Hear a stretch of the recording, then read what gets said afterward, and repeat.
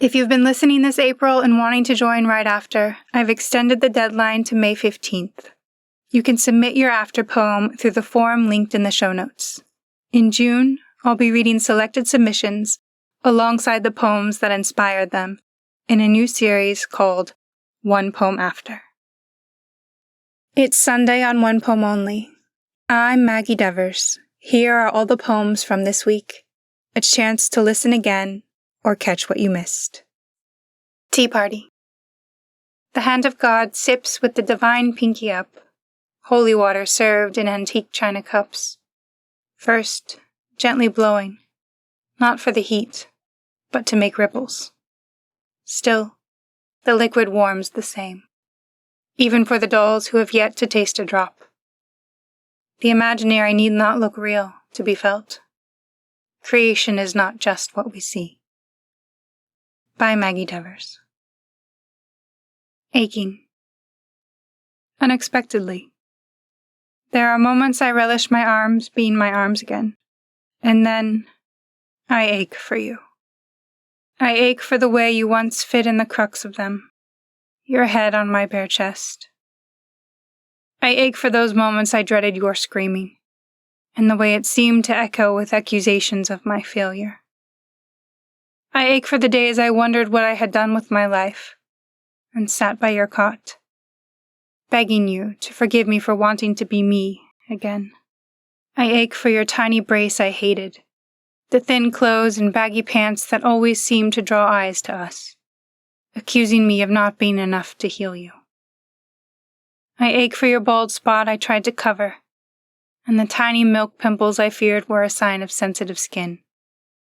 The fear that your easily marked brown skin would scar, and you would blame me for allowing your perfection to be blemished. I ache for your fumbling steps, your bruised head and scraped knees that made me fear you were somehow becoming too much like me. I ache for the bottles you wanted late at night, to hold you in the rocking chair and sing you back to sleep, without wishing it away.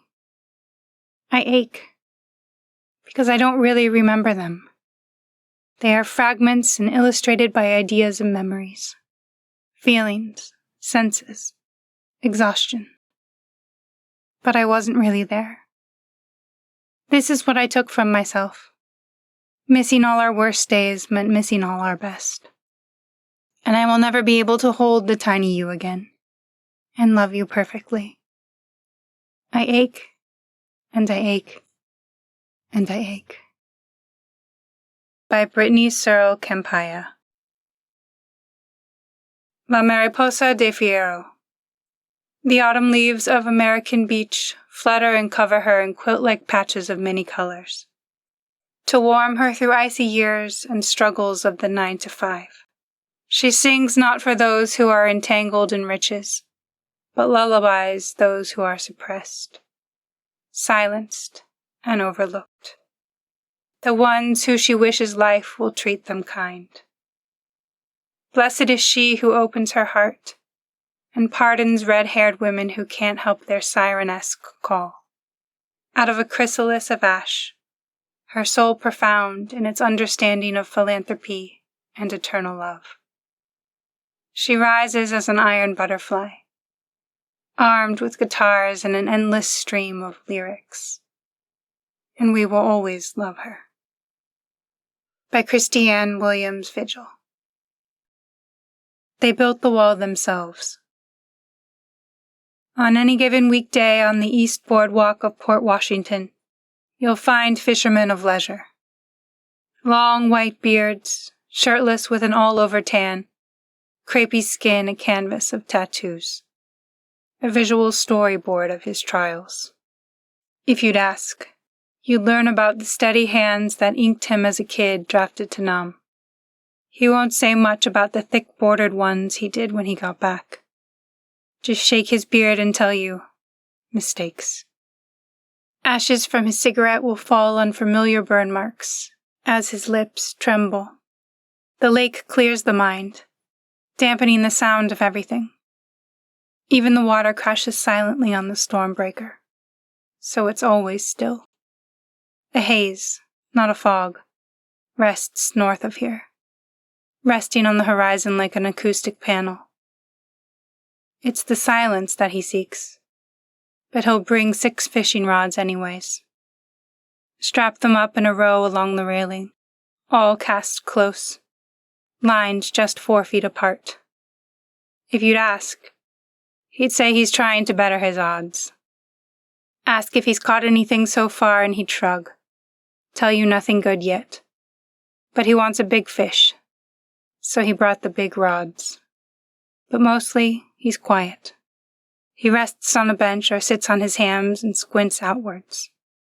Solemn face, as couples hold hands and stroll by, as a mom pushes her child in a stroller, as a group of teen boys pause. They long to learn and touch fishing line, have an old hand guide their fingers through pretty little lures, each feathered and glittered with care. They long for tough stories that were untold until they lent an ear. There's a pause for connection, but it passes too quick. The boys don't know much yet, but they'll carry this anger home, and it will stay in their chest for years to come. The old man watches through sleepy eyes. Human lighthouse. Eyelids half open to the boys, half closed to the water. By M.A. Dubs. This poem has a trigger warning for violence. 9 Novembers later, you plucked flowers from my mouth and weaved them into a crown. You sang me into submission and we made beautiful music together. But in the morning, you didn't remember my name. When I wanted to leave you, you gave me sunlight, promised me forever, slid a dagger through my spine. When you sucked the light from my bones, I cried, and you sewed my tears to my face in silence that burns. In darkness, you fed me wildflowers in pain. I will gather my bones and I will rise. I will shine heavenly light through my empty eye sockets. You will never touch my bones again. By Aaron Zaro.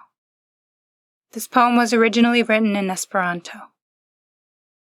Shadow-infested room. Closing the door on the shadow-infested room, I say no. I pull the curtains open. Shaky hands, window stuck, strain harder, pushed open with a rattle. Sudden breeze, hair swept away, curtains blown. The wind takes the lead to start a dance with the mossy curtains.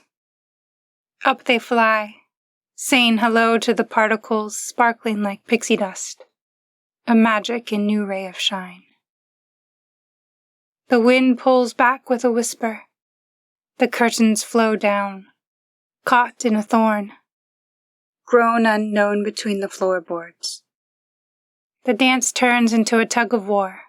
Tug, tug. Oh, the struggle. The wind wins, thorn rips. Wind tries to dance again, but the mark left the curtains fluttering, broken, healing. Wind settles down. The curtains rest. Pitter-patter near my toes. Up I look. The ceiling leaks. I let it pour. Wet floor, hidden tears. Taken first steps to wash away the sorrows past. Wish to forget the shadows cast. By Himani Goel. This poem was first published in Contemporary Verse 2, Summer 2024. Show and Tell. To Lucille Clifton. Jose lifted a rabbit from a corroded cage and said, "This is Jesus. We found him sleeping among the dead daffodils." Elizabeth asked us to cover our ears because Beethoven was deaf, she said, as Ode to Joy squeaked on her violin. I clapped the loudest because on the first day of school Liz braided my shoelaces with hers. Mrs. Honze poked my forearm with a pen. "Settle down," she whispered. Sweaty Mika wore his father's spacesuit. Selma uttered from her wobbly desk, "He even smells like an alien." When I stood in front of the blackboard, nauseous, with nothing fancy to share, I raised my trembling hand shoulder high. "I was born with 12 fingers," I said. and I have the scars to prove it. By whoHave. Thank you for listening, poetry lover. If you'd like a poem each day in your inbox, subscribe on Substack and Patreon to get a copy of my book, plus episodes from my audiobook.